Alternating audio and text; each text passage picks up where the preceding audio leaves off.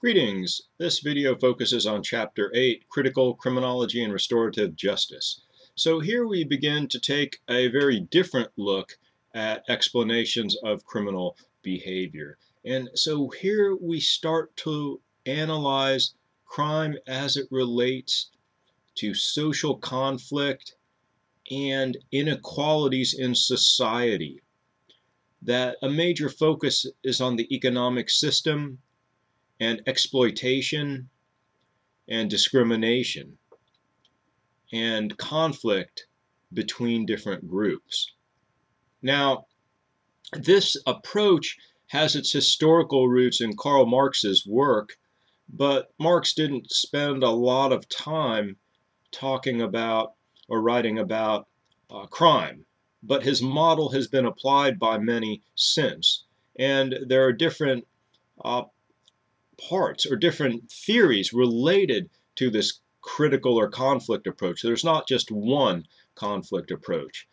For example, if you look at in your textbook and you'll see the branches of critical theory, and you can see that kind of social conflict is at the base there, and that gives us a lot of areas to move into depending on the specific theorist that we end up using. But a lot of this goes back to crime being a result of social inequalities and social conflicts.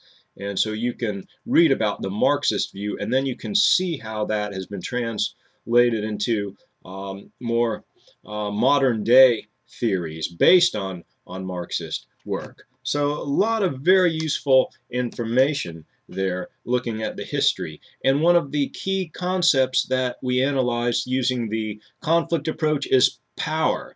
Power, getting other people to do things that one wants, basically. And the whole idea is that there is an unequal distribution of power that leads to conflict within and between groups. Now, I'm not saying that conflict is always a bad thing, but when it comes to criminal activities, we see conflict have a negative outcome, crime. So there's different views. There's an instrumental view that looks at, for example, the legal system and the criminal justice system as instruments to socially control those who do not have much power, for example, such as the poor or lower income groups. And structural theory, in contrast, really looks at the whole idea that the legal and criminal justice system is used to maintain the status quo and the capitalist system. That this allows us to have the economic and political systems we have in business and industry, and some would claim that we need inequalities because we need motivating factors to encourage those who would spend a lot of time in school, for example, to get a degree and maybe go to graduate school to get paid a lot more than those who would be able to get a lower paying job without education. Well, that leads to inequality, obviously, but you can see the argument that some would say, well, we can't pay everyone the same amount. We have to have motivating factors. But the argument here is that we never had a level playing field in that sense. In other words, those inequalities are basically inside of our social system. They're inherent in our social system. Someone is born into a particular socioeconomic status, and that may influence what opportunities they have and the negative aspects that may occur living in a life of poverty, for example. And so we can see that analysis. And also we begin to see globalization brought in as a concept, looking at the transnational criminal activities and interrelationships and organizational behavior. For example, right now, there's a lot of attention on trafficking, human trafficking, as an international problem, but also as it relates to the problem in Florida. And there's been several articles recently in the local Florida paper outlining some of the problems with human trafficking and sexual slavery and the like. I want you to understand these are not new problems. They've been these have been problems a long, long, long time. I can remember hearing about these years ago when I worked in the field back in the 1980s.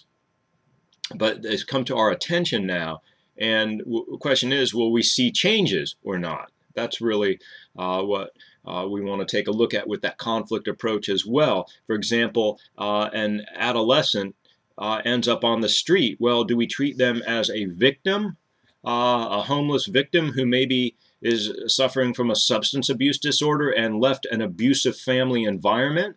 Or do we treat them as a criminal or a deviant or a juvenile delinquent or someone who needs social control of the law? So that's kind of where we get at with this approach, to give you just a basic example. And I think also that a nice application of the critical theories is restorative justice, and looking at how shame and stigmatization becomes problematic and how it's important to reintegrate the person into society. That certainly we can have disapproval of their behavior, their criminal behavior, but we want to reintegrate them and accept them in society, and thus reducing the risk of recidivism or repeating the criminal activity. And so you may see reconciliation programs where offenders and victims get together and try to talk about what happened. You may have an offender apologizing and taking responsibility, and a victim explaining to the offender how they felt about the situation. And so restorative justice is another tool that has been used and is something that may be used in greater frequency in the future, depending on the attitudes and opinions of communities and societies in this area. And this wraps up this brief video. Thank you.